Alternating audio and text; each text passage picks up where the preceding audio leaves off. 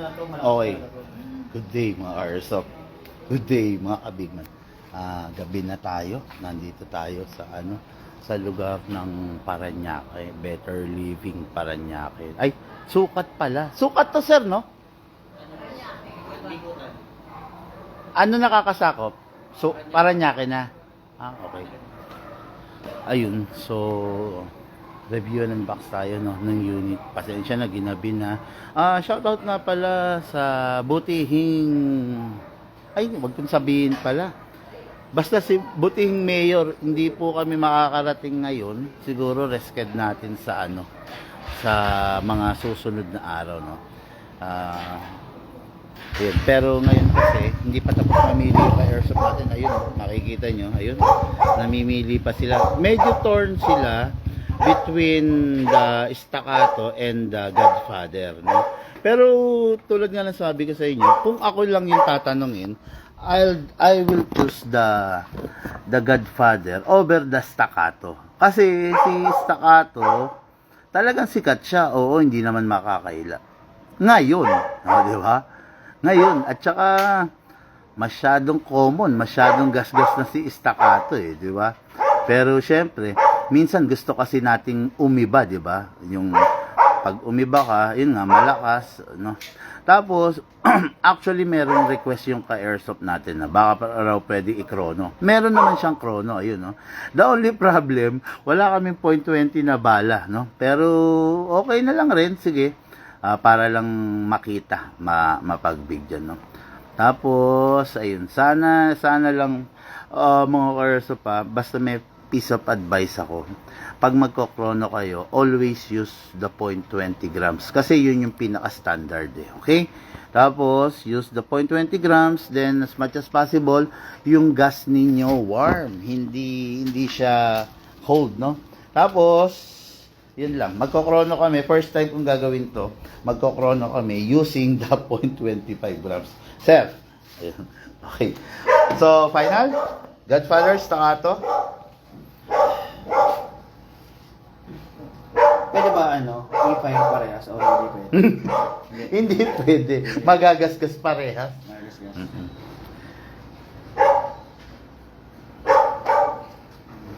Pero pwede ko ito pagbigyan.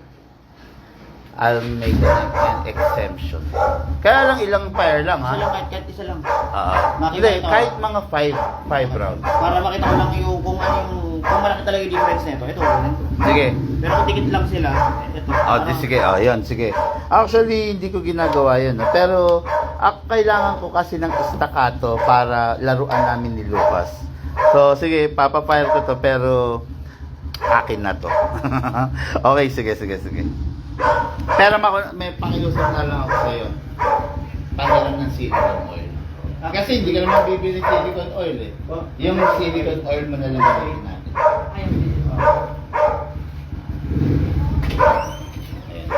Yun, ang silicone oil, actually may mga airsoft lang. Yung airsoft na napansin ko lang. Dapat lagi siyang pasa. Ingat sa aquarium mo, ha? Huwag ka naglalaro. Okay. Pag tumama yun, masakit. Tempered by din. Mga 75 gallons ka lang. Ano ba? 100. 100. Malaki ba ang difference ng size ng 100 sa 75? Saan kasi, size siya yung size niya pang arwana talaga. 4 by 2 by 21 inches. Bumawi siya sa height. Hindi, Pero sa lapad. Sa 2. Kasi normal 18 di ba? 18. So, naging 2 feet ka. So, okay, bumawi siya. Kaya naging 100. Yung mga pinagawa ko, na pina-customize ko is 4 by 18 by 24. Kasi pang pagong. Gumawa kasi akong nagpagawa ko. Gusto ko kasi mag-aquatic na turtle. Pag sa arwana, kailangan niya yung lapad. Kaya nagpagawa ako ng 10.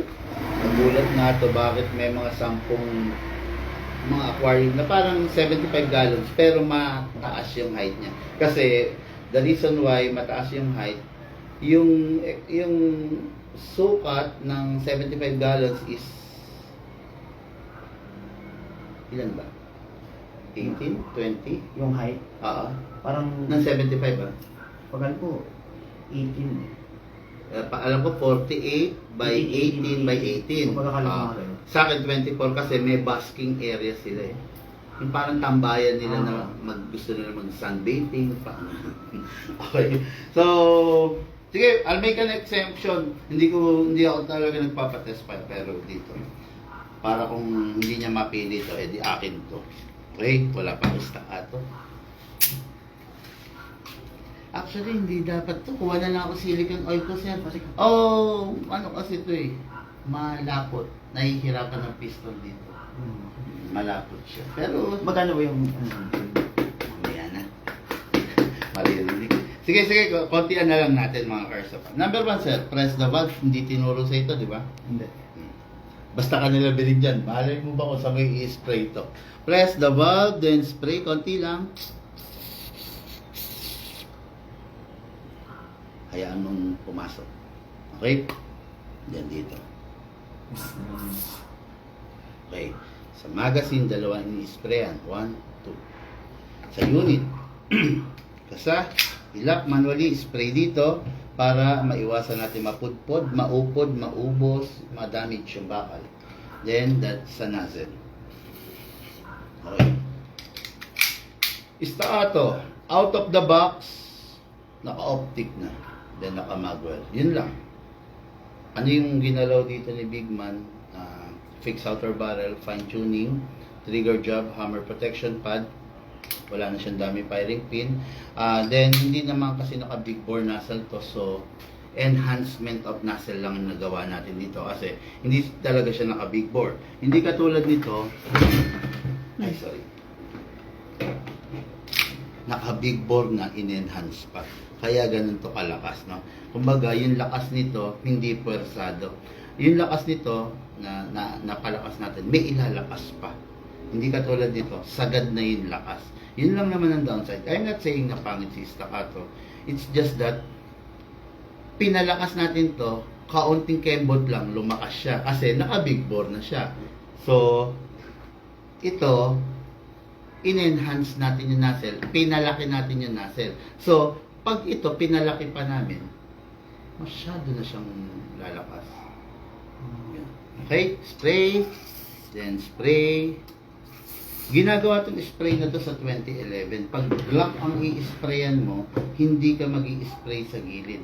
Doon sa ibabaw ka mag-i-spray.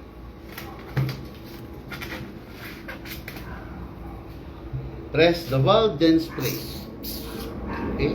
Then dito sa ilalim, spray. Tapos, yes. Upside down, then press down. Wala naman gas mo eh. Tulog eh. Ang lamig kasi. Tulog siya. Dapat medyo. Wala, pag ganyan, pag naririt, pag kinakalog mo, although mabigat siya, pero parang walang kumakalog. Tulog siya. Tulog, dahil malamig. Dapat to medyo warm. Lagay mo lang sa sulok, sa garahe, huwag na sa aircon. Para anytime na gagamitin mo, ma-active siya. Wala.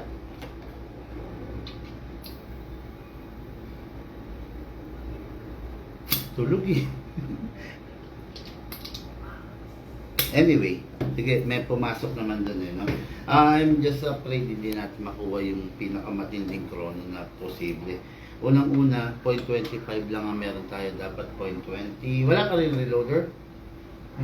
Meron? Kaya makasabi. Ayun. 25 lang. 0.25 eh, no? Hindi nila pinalis sa inyo to. Kaya pinapahirapan nila kayo. 0.25 nga, grabe, iba kulay. Ngayon, tignan natin to, mukhang 0.25 wala tayong ano. Parehas lang yun. Pero, tignan na rin natin. Sa pasensya na kayo, actually nagbibigay ako sana ng freebies na 0.20. Kaya lang, naubusan nito. Alam nyo ba, na dahil sa nagaganap na gera, magtataas ang presyo ng mga consumables. Ito yan mga person. Magtataas sila dahil sa gera. So, siyempre, apektado tayo na din. Hindi lang natin alam kung paano gagawin natin sa mga darating na araw. Mapaglagay ko na pala rito. Kasi ite-testing nila po kasi. Wala, 0.25 din sa parehas lang. Para hindi masayang sir, kunin ko na rin ha. Pero hindi ka hihinto sa 0.20 and 0.25 ha. 0.30 na. Kung ito man ang mapili mo, ubusin mo lang muna yung 0.25, parang break-in period, then magpalit ka ng 0.30. Okay? Yun. Sa CJ mo, paggamit mo CO2, 0.30 gamitin mo para maganda. Pag green gas ang gamit mo, pwede ka mag-12. Pwede kang mag-12 or 14 kg, 25 grams or 0.20. Nilalaro mo rin. So, pasensya na kayo mga Earth. So, wala talaga akong 0.20 kahit magpigaan tayo ngayon. Nag-request pa ng chrono to, no? Okay, so then isa pa, ang lamig tulog yung gas na napasok kasi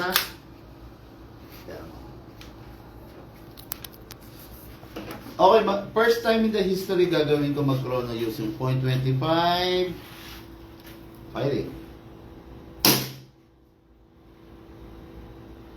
3.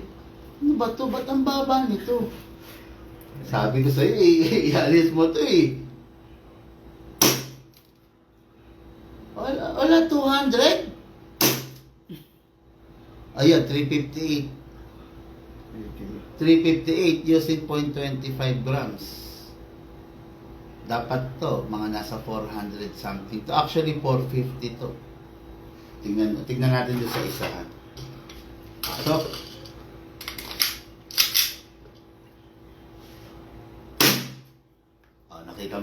nakita mo yung tunog naman ito. Nakakagulat. Oh, ngayon ito naman, 397. Naubog siya. 361. Nakita mo yung drop? Oo, laki. Laki na. Isa pa. 348. 397, 61, 48. Bababa na yan. 347. 338. Ang drop niya, 10 to 15 to 20. Nasa sa iyo. Ito, stable. Stable to. Ikaw, i-fire mo. Mas mahaba, mas tame, mas accurate, mas maiksi, mas aggressive. Diba? Sabi ko naman sa mga vlog yun. Kaya mapapansin mo, parang sabi ko nga sa'yo, huwag ka magbase ng lakas sa recoil. Kasi pwedeng mahina ang recoil, pero malakas yung FPS. Pero ako, based on my daily vlogs, wala pang mas nakalampas kay Godfather. Ayun sir. Sa kabila pa pa? Wala. Actually, parang ng fire, kanina ba tumatama sa Uy, baka Montero mo? ano ha? Wala ka bang box? Ayun, nung ano. Kunin mo yung ano. Kung may box ka na lang. Kaso, anong butas na yun eh? Actually, ito pwede na lang. Kaso, baka makakasabit sa akin. Hindi, ilipat Hindi, pa dito. lipat natin dito. Ay, doon.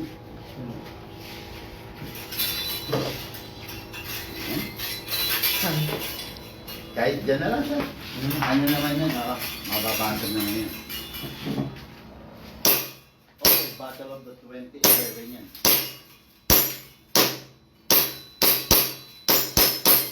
Godfather. Ay, may isa. Yan, sige. Okay, yan naman yung staccato.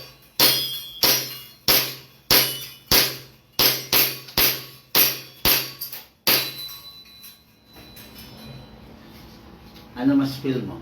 Mas feel ko kasi yan. Mas sige, sige, walang problema yan. Ikaw, sir, gusto mong try? Try mo nga. Tara. Nandiyan ko lang bala. Alam mo ba't mas feel mo? Kasi stuck ako eh. Anyway, dagyan ko na ha. Buksan mo na to ha.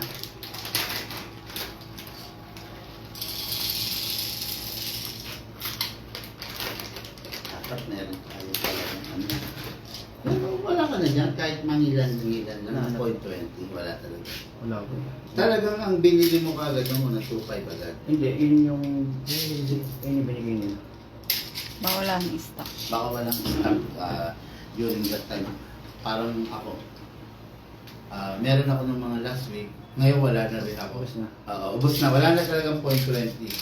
Yun nga rin ang isa sa pinoproblema namin. Baka walang dumating. Parang iniipit. Dahil yun talaga yung ginagamit. Okay? Pasok! Fire! Pasok! Tayo mo. Dali lang. Excited. Paano mo, sir? Sige. Firing. Staccato 2011. Nakakasa na yan.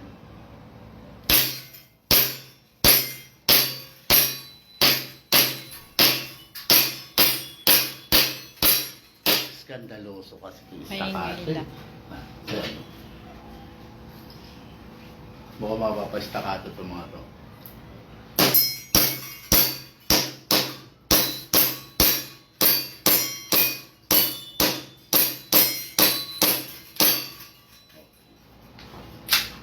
Ano? Napansin mo, makalansing, mabase. Parang boom, boom, boom. Yun ang tunog dito. Ito, tag, tag, tag. Pero nasa sa inyo yan. Okay lang naman.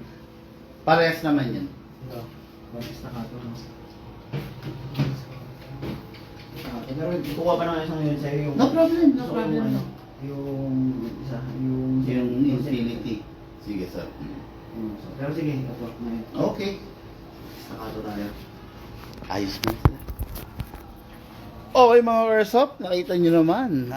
Nag-live tayo, nag-demo tayo. No? Yung unit natin kay Airsoft, ang napili niya is the Staccato. Which is okay din naman. No? Kaya lang sa akin lang kasi, for me. Siyempre, kanya-kanya naman tayo opinion di ba?